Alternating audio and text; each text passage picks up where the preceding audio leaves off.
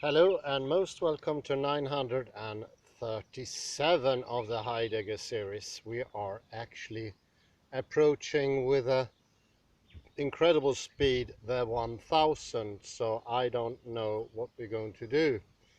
But I really hope this coincides with the grand meeting that is going to be on the 25th of May. Well, that is the preliminary date. Thereafter, the ones who are able to get to Gothenburg can gather together and celebrate in a most decent manner. 1000 episodes is nothing to joke about. I would say that is quite impressive. Well, enough with self-bragging and on to the subject.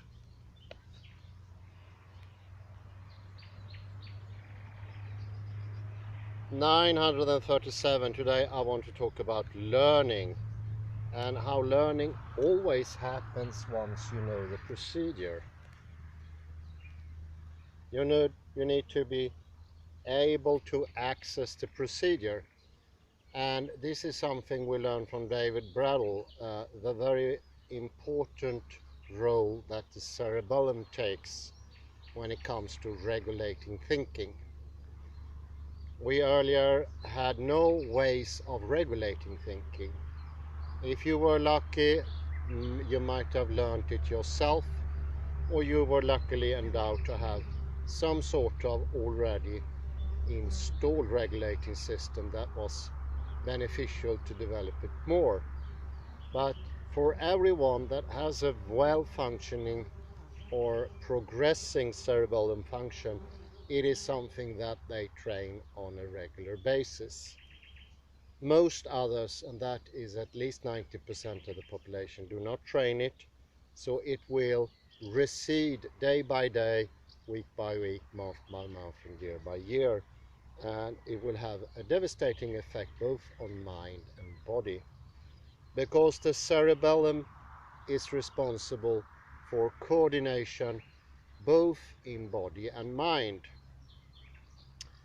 According to David Brattle, we've been knowing about how the cerebellum, the Liliana, affects our movement procedure, and people with damage to the cerebellum show up something called ataxia. And this is a lack of coordination in movement that is very acute and very visible. It is a little bit like moving about in unnecessary ways, spending way too much energy on what they are doing, engaging too much of the muscular force, being predominantly, even more than the general population, dependent on T2 and T2 muscles and N2 neurons. It is the quick response system that is at large, so to speak, when it comes to ataxia. David Brattle shows that we later learn, and this is quite new, that the regulating of thinking is also done by the cerebellum. Before, we had this most complex system of an idea of episodes happen to oneself and you are forming memories. This is a special take on the representational idea that you see the world outside yourself and then you form a memory, and that memory is like a book, you can take it out. And it's had even been invented a specific system for that called the executive system, to passively, in a most computer-like way, taking out the memories and producing them for the subject. And supposedly this was supposed to be completely passive, demanding no engagement nor intention nor training from the subject. We know that to be devastatingly untrue. It is just based on the previous ideas of representationalism, an unquestioned hypothesis that had been lingering around for at least 2,500 years, and not to any great avail as much.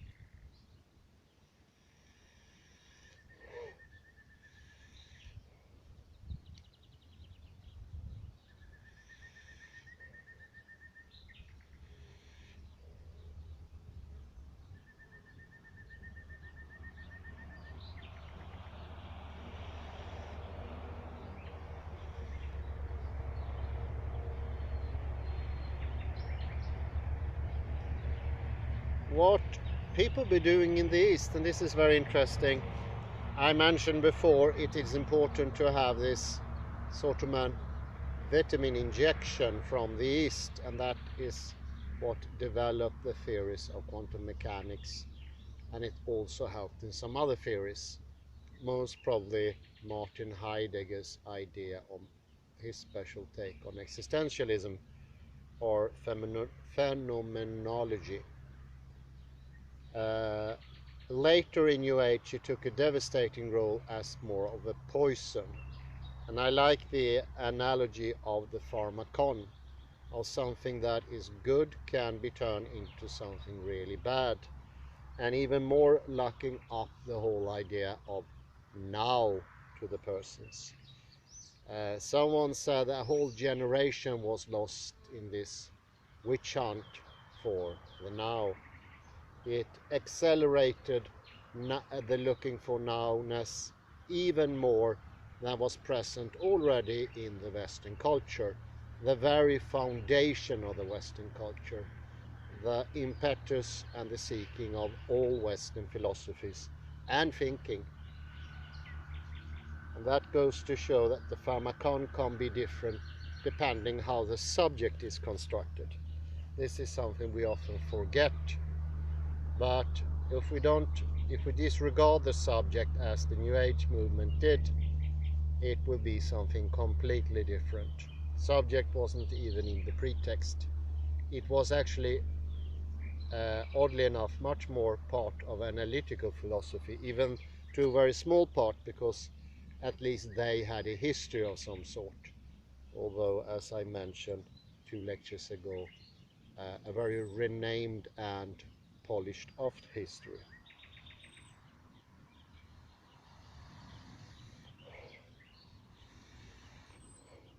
The main idea of deconstruction is to help people, the human race, to get out of our fixation with crude and raw polarities and sort of easing up to a more encompassing and deepening understanding of the world, not as directly reflective, if you take this mirror image idea, but instead something that goes much more to the core of the subject with its depth and the object.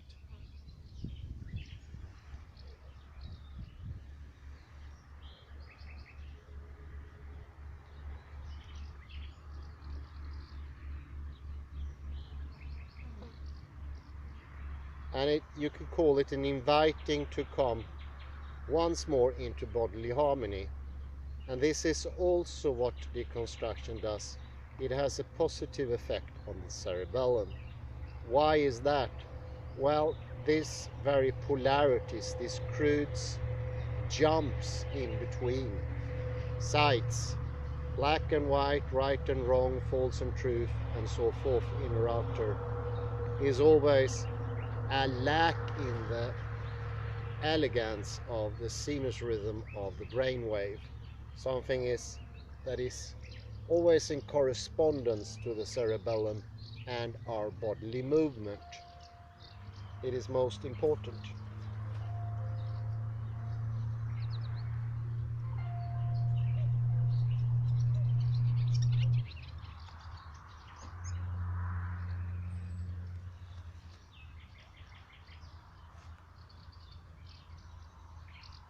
And here comes in a very interesting point. It's a large investigation, actually several investigations made by Ian McGilchrist. When we look into Westerners and how they see youth, they look at it as a very happy period when they were not as regulated by the strictures of society, and where their perception and their past was more vivid, and they projected into the future constantly without regret, without hesitance. They were constantly engaged in their world and they long for that. This is not the case in Eastern culture, where they do see it as a very interesting period, but they are sort of always living in the now of projection and retention. They don't get stuck into the metaphysics of presence. And one reason is that they continue to progress. Their progression doesn't stop with the influx of adolescence or a bit later. They continue to progress, and that is something inherently inbuilt in the Eastern way. That is not something that has ever been verbalized. So it is inherently there, unspoken knowledge, so to speak. And that's why it will always fail to bring directly Eastern philosophies to the West, because the unspoken massive knowledge part of movement and doings is not part of a book. So you only get the top layer when you take a book, like Schopenhauer did when he went into the Upanishads. I would say something like 99% is lost. The whole bodily knowledge with its tradition that stretches actually back 8,000 years at the least, because that old is the yoga practice. And for every year that people have been training, it has become more complicated, more complex, more advanced, carrying more knowledge, because it's the movement that carry knowledge. And it's this movement that still to this day make the books of the Upanishads, Vedanta, Samkhya, still accessible, whereas our books that are not that old and not that advanced, I would say, are today not accessible, because this centric idea where we take away the subject and therefore sort of projects it outside, and that becomes the centrism, and the lack that we feel will immediately lock everything. So we try to keep something. We know what we're lacking something. We don't have that youthful awareness that we once used to have, this liveliness, this sense of colors, of beauty around you, this depth of understanding, this fresh take on every day as an adventure. All that is gone, and that is due to the metaphysics of presence. Or one can also say the metaphysics of presence is just a symptom of something that has already always occurred. Long before we were born into a reality that cannot be questioned, because it is not verbal. And we seem to, in the West, assume that all propositions or ideas or takes are verbal, or by the word only, or human made. It could actually be directly from reality. So going to the things themselves will amplify what we already have, and it will worsen the case. That is very interesting, because that puts empiricism and idealism and also solipsism actually in the same corner. They are not arch enemies. They are all trying to enforce the idea of centrism. They just do it in different renamed ways, but they are essentially exactly the same thing. The wish for centrism, the wish to acknowledge the lack and try to get it back. And that's the reason people have been writing, putting books up, to search for the now, search for presence, search for the archaea, for existence, and so forth.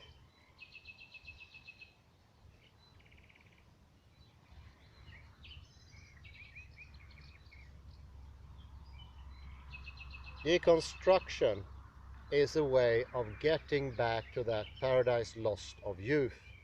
It's actually a way to happiness, fulfillment, and satisfaction. And it promises to give everything what you need, everything of that want of the metaphysics of presence.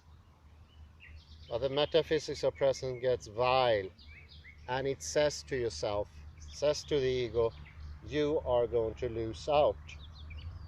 This is one of the reasons people been attacking Derrida. I'll see if I can find that clip. It was especially one from one of the conferences of Amnesty International, where Derrida was accused of getting rid of the subject or destroying the subject. It was so odd, because I felt it was obvious that this subject was a proxy for something much more deep and something of a presence in a very good way, of projection and retention, and seeing the all different ways things could be, instead of having this coin term or generalized term of the subject. We can have much more variation, so to speak. So he was helping the thing, and I think some of the talkers said, are you actually reconstituting or revive the subject with what you are doing? And Derrida said in his famous voice, no, not at all. He could not give his thumbs up for that. What he does is something much more than reinstitute the subject. He shows that reality can work in much different ways. And that is something extremely positive, and you are losing out on nothing. Nothing is lost ever with deconstruction.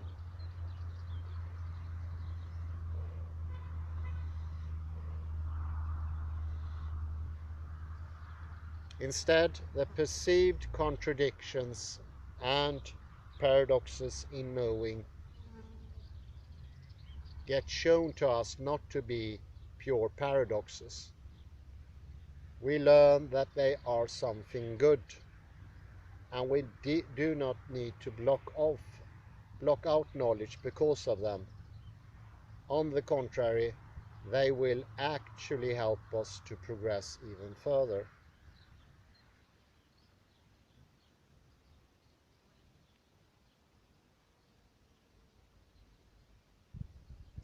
And it will also open up areas of blockage. Using the term subject, believing in it, will actually block out a complexion that lies beneath, a fractality that opens up information, knowledge, episodes, experience to a much greater level than would be the case if you have this flock term or group term, the subject.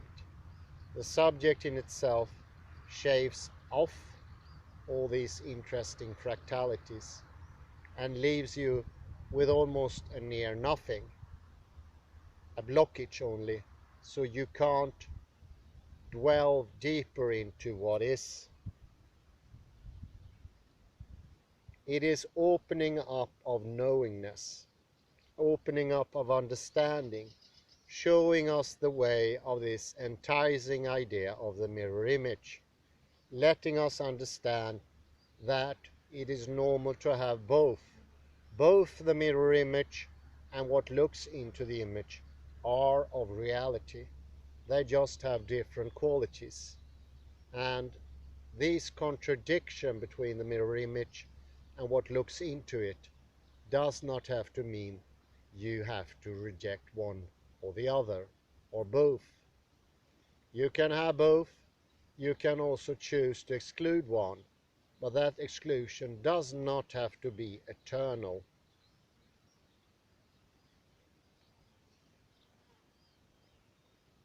It's also a forgetfulness of the subject side. Derrida shows that the subject side to be much more complicated. We have always ignored the here side of knowing. Knowing is always directed outwards, taking an origo or a place. And this outward thrust is so forceful, aggressive almost, so that rids us of the knowledge of the inside. And here a true change can be made.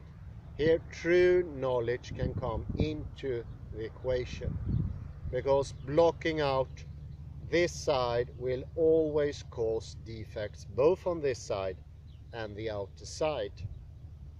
You can't have an experience without an experiencer. They are codependent, and by ignoring one, you randomly ignore information both on the outside and on the inside in a manner that is completely ruled by the dice. It is completely unpredictable, and that means that your fortune telling will be what it is today, just fortune telling. You cannot know where you're going, because as long as you don't stretch your subject or your here into the past, you cannot access what you have experienced. It becomes blocked out, and you just continue to force all your energy out, out, out, out. And every time you do that, you once more establish a here point that becomes solidified, and this here point takes away a lot of the knowingness, as well as it takes a lot of energy from yourself.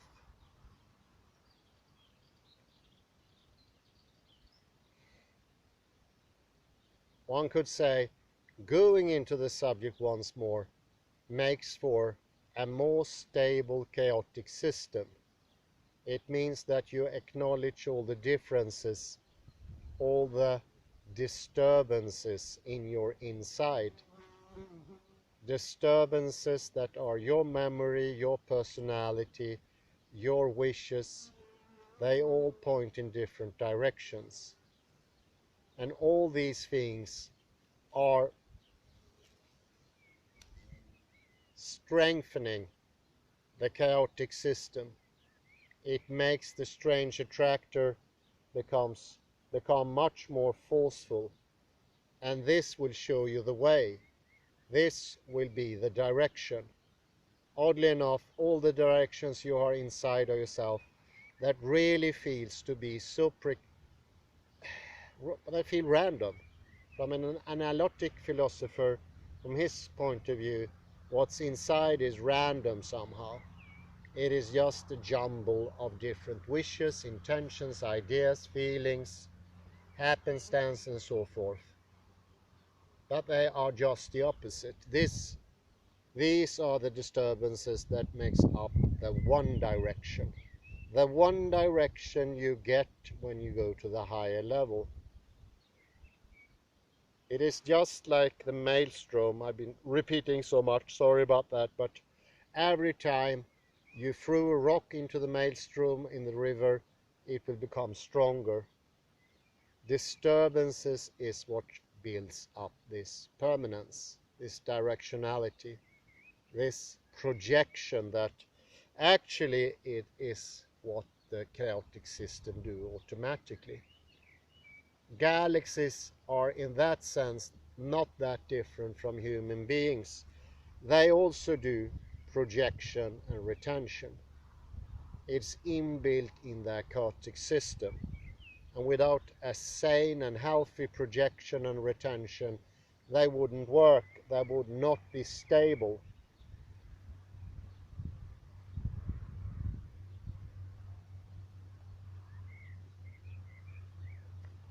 And this is also going into that ugly business of tradition, Geschichte as Heidegger calls it.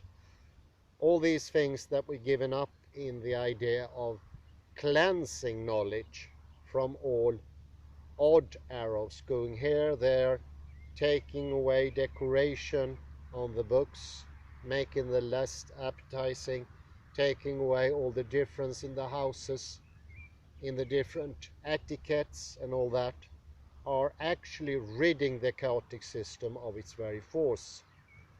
That's attacking the system in itself. And this is actually incredibly close to an autoimmune disease. It has been suggested that deconstruction actually helps with autoimmune diseases, because metaphysics of presence is in some ways an autoimmune disease. He wants to get rid of all disturbances. This is what allergy is. It starts cleansing the system, trying to enforce some sort of consistency within the system. And I would say quite likely it is the self itself that tells it to get rid of the pollen or any other disturbances in the body, and thereby creating this allergy, asthma, arthrosis and other diseases. The cleansing idea is in all of us. It's part of our heritage, and we were already born with it. That means that all medical research has been on persons that has already succumbed to it or given into it long before they even started to think. It is part of reality. It is not part of the propositions of a subject. It's not part of an ideology. It is always already part of reality itself. And by encouraging people, just go into reality, watch your reality, be in the now, as they did in New Age, makes things so much worse. Because this started pre-ontological, before any words were even uttered. This is a tendency in reality, not in the words of man. And even though the attacks has been on the doings of man, for instance writing or constructive mathematics or all ideas of tradition, knowledge, that does not mean it's true, because it's reality that established that. Think about the Necker cube. It's both two real ways. One, thinking there can only be one Necker cube in one single moment. I verbally express this, but it is a sentiment you can have already as a young person without anybody saying it. The more opening up attitude, seeing both at the same time and not getting stuck as the Greek did, is also part of reality. So to say that illusion doesn't come from reality is in itself an illusion.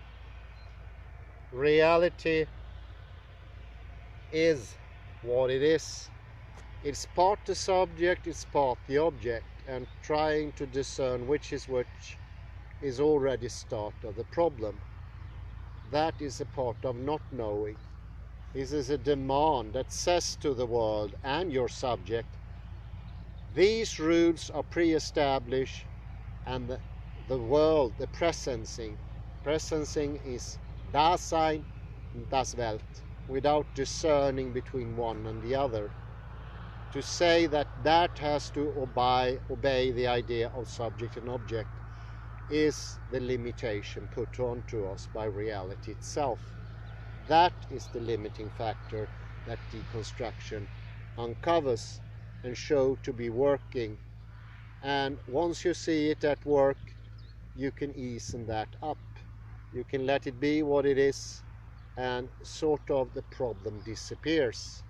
It is as long as you think it is part of your thinking process, or a proposition, or an ideology, or the book, or what somebody's saying, and so forth and so forth. That is when you have a problem. You need to acknowledge the problem begins in reality. It's getting hot in here, or hot out here. I think I'm going to put in a break here and charge up the phone. I say thank you very much. Lecture 937, and I wish you a very pleasant afternoon. Do take care of yourself out there, and see you quite soon again. Bye bye for now.